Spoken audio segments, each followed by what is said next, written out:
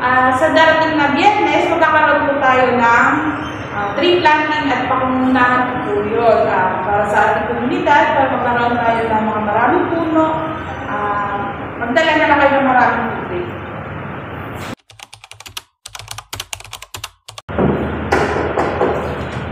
Pasok po. Ano lang kayo ma'am? Ako mo pala yung parents ni Jason. Concern natin. Kasi matagal siya hindi nakakapasok. Ma'am, kasi sa hirap ang panahon po ngayon eh. Wala na po kasi kami kukulangan po kasi ang budget namin pagka na pumasok. Kaya kasi mabibili ng pangbaon, tapos malayo pa dito ang bakay namin sa school namin. Okay lang po, galaw natin. Magandang tanghali mga bata. Ang ating pag-aaralan ngayon ay tungkol sa ano ang nasa loob ng mall. Sino ba dito ang hindi pa nakapunta ng mall? Sa SM o ng Robinson? Bakit hindi ka pa nakakapunta ng mall? Dahil walang kaming budget.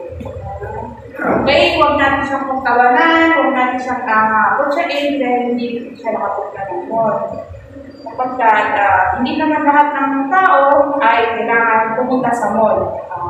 Dito sa atin, marami man ang mall, pero kailangan yung mga tao hindi pa nakapunta ng mall ay hindi natin pagtatawanan.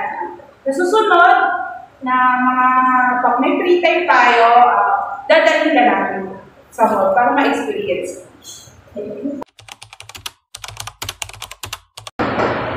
Pasok po. Ay, Ma'am Jason, Bella. Ako, ito na. Yan ang mga business. Pwede kang pinsin. Ano, tsaka si Sir na. May question pa na. Oo, hindi tayo lang nag-aaral na walang problema. Yun na nga, may nakakatalo sa kanila. Lalo ka na lang mahigit sa atin na lang.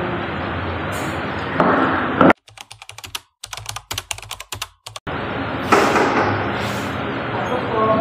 Uy, Ma'am Jason, may election ba? Sino magiging presidente? Pili. Huwag ka doon pili, pero huwag tayo. Alam mo ba, marami siyang ipapagawa ngayong taon ito, lalo sa education. Ako, dapat hindi tayo nagpapagod ng pili-pili. Dapat hayaan natin silang pumili ng pagkakas. Sabagay.